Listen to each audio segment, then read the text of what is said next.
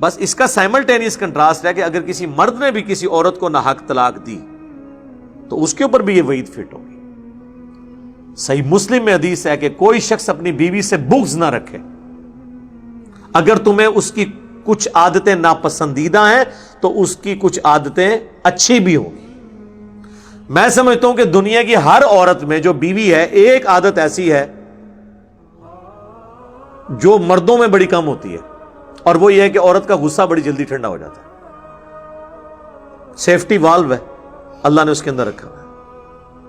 اس time تو لگ رہا ہوتا ہے کہ اگر اس کو طلاق کا اختیار ہو تو مجھے آج ہی فارغ کر دیں، لیکن کچھ عرصے کے بعد وہ بالکل ٹھیک ہو جاتی ہے۔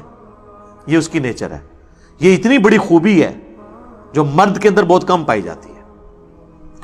مرد اپنے صبر کی وجہ سے معاملات کو لے کے چلتا ہے، لیکن عورت جو ہے وہ اتنی جذباتی نیچر کی ہے کہ وہ تو اس وقت فوراً کر گزرے، اس لیے اللہ تعالیٰ نے طلاق کا حق مرد کو دیا ہے، ادروائز تو روزانہ طلاق ہو جائے۔ لیکن دوسری طرف آپ دیکھیں مرد اپنے دل کے اندر پرانی باتیں بھی غصہ رکھتا ہے، لیکن عورت وہ چیزوں کو وقت کے ساتھ بھلا دیتی۔ اب کوئی پھپے کٹنی عورت ہے نا، اس کا تو علاج نہیں ہے۔ آپ کہنا جی فلانی جڑی ہے وہ تو توبہ توبہ، وہ تو واقعی وہ تو پھر 1000 مرد پہ بھی بھاری ہوتی ہیں ایسی عورتیں، لیکن زیادہ تر ایسا نہیں ہوتا۔ زیادہ تر عورتیں اپنے خاوندوں کے ساتھ مخلص ہوتی ہیں اور کمپرومائز کرتی ہیں۔ تو اس لیے اللہ تبارک و تعالیٰ نے یعنی عورتوں کے ساتھ بغض رکھنے سے منع فرمایا۔ نبی صلی اللہ علیہ وسلم فرما رہے ہیں کہ اگر آتے کچھ ہوں گی ان کی بری تو اچھی بھی ہوں گی، ان کو یاد کر لو۔ بخاری مسلم دونوں میں حدیث ہے کہ عورت کے ساتھ اپنی بیوی کے ساتھ ہمیشہ خیر و بھلائی سے پیش آتے رہو۔ تو جی کیٹاگوریکل حکم ہے، اور اسے سیدھا کرنے کی کوشش نہ کرو۔ یہ آدم کی ٹیڑھی پسلی سے پیدا ہوئی ہے، اسے اگر سیدھا کرنے کی کوشش کرو گے تو توڑ بیٹھو گے، اور اسے توڑنا اسے طلاق دینا ہے۔ اس سے نفع حاصل کرو اور ہمیشہ خیر و بھلائی سے پیش آتے رہو، پازیٹو اینڈ پہ کھڑے رہو۔ حتیٰ کہ بخاری اور مسلم میں ایک اور حدیث ہے، اللہ کے محبوب صلی اللہ علیہ وآلہ وسلم نے فرمایا میں نے اپنی امت کی عورتوں کو کثرت کے ساتھ جہنم میں دیکھا ہے۔ صحابہ نے پوچھا کیوں؟ فرمایا اپنے خاوندوں کی ناشکری کرنے کی وجہ سے۔ پھر حضور نے فرمایا کہ یہ یہاں تک ناشکری کرتی ہیں کہ اگر ان کا خاوند پوری زندگی ان کے ساتھ خیر و بھلائی کرتا رہے اور کبھی کوئی ناگوار چیز خاوند سے انہیں پہنچے تو یہ کہتی ہیں کہ جب سے تیرے عقد میں آئی ہوں میں نے خیر کا ایک دن بھی نہیں دیکھا۔ یہ حدیث بخاری مسلم دونوں میں۔ تو سر یہ حدیث اگر آپ کو پتہ ہو نا تو آپ کو بیویوں کی حرکتوں کے اوپر غصہ نہیں آئے گا، ہنسی آئے گی کہ بالکل حضور نے بھی یہی کہا تھا۔ ہوتا ہے، ہم تو اللہ کے فضل سے کئی دفعہ اس تجربے سے گزرے ہیں، ٹھیک ہے، تو سب لوگ گزرتے ہیں۔ تو پھر جب کوئی اس طرح بیوی کسی کے ساتھ کر رہی ہو نا تو اس کو چاہیے وہ کہ صدق رسول اللہ، یا رسول اللہ آپ نے سچ کہا تھا۔ ایسے ہی ہوتا ہے، لیکن یہ وقتی طور پہ ہوتا ہے۔ آپ دیکھیں حضور نے کہیں ترغیب یہ نہیں دلائی ہے کہ ایسی عورت کو چھوڑ دو، فرمایا یہ عورتیں ایسی ہوتی ہیں ان کے ساتھ اس طریقے سے گزارا کرو۔ اور عورتوں کو کہا کہ تمہیں میں نے جہنم میں کثرت میں دیکھا ہے۔ ایک اور حدیث ہے بخاری اور مسلم کی، اس میں الفاظ ہیں کہ تم اپنی زبان سے اپنے شوہروں کو تکلیف دیتی ہو، اے عورتوں زیادہ سے زیادہ صدقہ کرو تاکہ تم جہنم سے بچ سکو، میں نے کثرت کے ساتھ تمہیں جہنم میں دیکھا ہے اپنے خاوندوں کے ساتھ ناشکری کرنے کی وجہ سے۔ اسی لیے تو حضور نے فرمایا تھا، سنن ابی داؤد میں حدیث ہے کہ اگر میں سجدہ جائز سمجھتا تو عورتوں سے کہتا کہ اپنے خاوندوں کو سجدہ کریں، اس حق کے سبب جو اللہ نے ان کو دیا ہے۔ لیکن اس کا یہ مطلب نہیں ہے کہ اب خاوند جو ہے وہ زبردستی اس کے ساتھ کرنا شروع کرے گا، اس پہ ظلم کرنا شروع کر دے گا، نہیں۔ جامعہ ترمذی میں حدیث ہے، اللہ کے محبوب صلی اللہ علیہ وآلہ وسلم نے فرمایا تم میں سب سے بہتر وہ ہے جو اپنے گھر والوں کے لیے بہتر ہے۔ ہم نے تو یہ دیکھا ہے کہ جتنے دنیا میں لوگ با اخلاق ہیں نا، مشہور ہیں کہ جی کیا اخلاق ہے، گھر میں اتنے بڑے وہ کتا نیچر کے لوگ بنے ہوتے ہیں، یعنی کتے سے بھی زیادہ ان کی زبان سخت ہوتی ہے۔ میرے لیے باہر جتنی سن کے آتے ہیں نا، وہاں لوگوں کے سامنے رکھ رکھا انہوں نے رکھا ہوتا ہے، لوگ ہماری تعریف کرتے رہے اور سارا باہر والوں کا غصہ آ کے بیوی بچوں پہ نکالتے ہیں۔ یہ کوئی کمال نہیں ہے۔ کمال یہ ہے کہ آپ اپنے گھر والوں کے لیے ٹالرنس شو کریں، یہ مشکل کام ہے۔ اور انسان اپنے گھر میں ہی پتہ چلتا ہے، جب اپنے بیوی بچوں کے ساتھ کیا سلوک ہے تو اس کا کریکٹر وہاں پہ پتہ چلتا ہے کہ وہ کتنا خوش اخلاق ہے، کتنا دین پہ چلنے والا ہے۔ باہر تو سارا بناوٹی ہوتا ہے نا، لبادے اڑے ہوئے ہوتے ہیں، وہ تو آپ جو مرضی کروا لیں۔ اسی طریقے سے ایک حدیث ہے بخاری اور مسلم میں، پریکٹیکل، سیدہ عائشہ کہتی ہیں کہ ایک دن مسجد نبوی کے اندر حبشی جو ہیں وہ نیزوں کے ساتھ پریکٹس کر رہے تھے، کھیل رہے تھے مسجد کے اندر، تو میں نے حضور سے خواہش کا اظہار کیا، یا رسول اللہ میں نے یہ کھیل دیکھنا ہے۔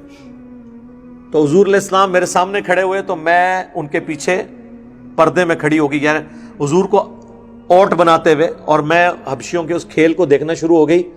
اور پھر سیدہ عائشہ کہتی ہیں کہ تم سوچ سکتے ہو کہ ایک کم عمر کی لڑکی کتنی دیر تک شوق سے وہ کھیل دیکھ رہی ہوگی، اور میں جتنی دیر کھڑی رہی تو حضور صلی اللہ علیہ وآلہ وسلم اتنی دیر کھڑے رہے، یہاں تک کہ میں خود تھک گئی۔ تو پھر آپ علیہ السلام الگ ہوئے، ورنہ آپ علیہ السلام یہ ڈیوٹی دیتے رہے۔ آپ اندازہ کریں ایک بیوی کے ساتھ یہ اس نے سلوک۔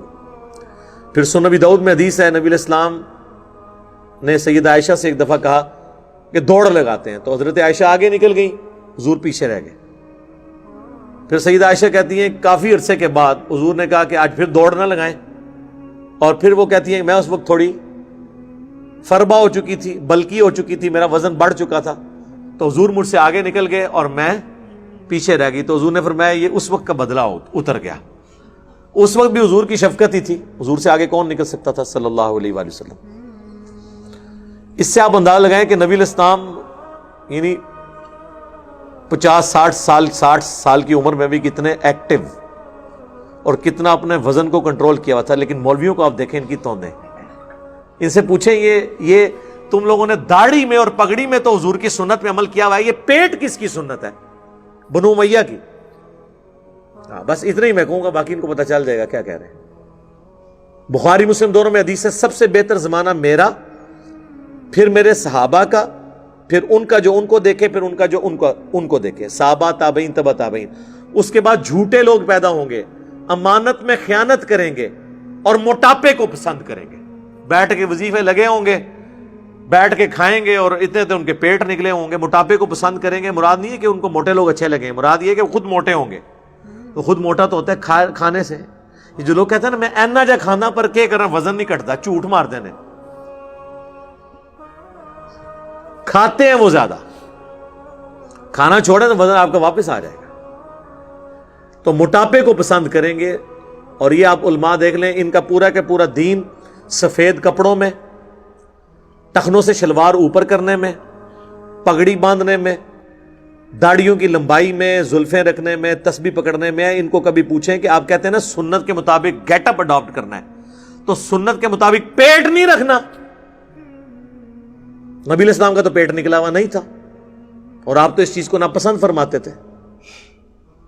آپ علماء کو دیکھیں، بعض تو ایسے ہیں جو بڑے سائز کے صوفے پہ بڑی مشکل سے پورے آتے ہیں۔ یہ جس کرسی پہ میں بیٹھا ہوں نا، تو آپ یہ دیکھ لیں کہ جتنا میں بیٹھا ہوں اتنی جگہ دائیں بائیں خالی ہے ملا کے، وہ تو اس کرسی پہ پورے بھی نہیں آ سکتے۔ تو اندازہ کریں، تو گیٹ اپ میں آپ نے اس چیز کو بھی اڈاپٹ کرنا ہے۔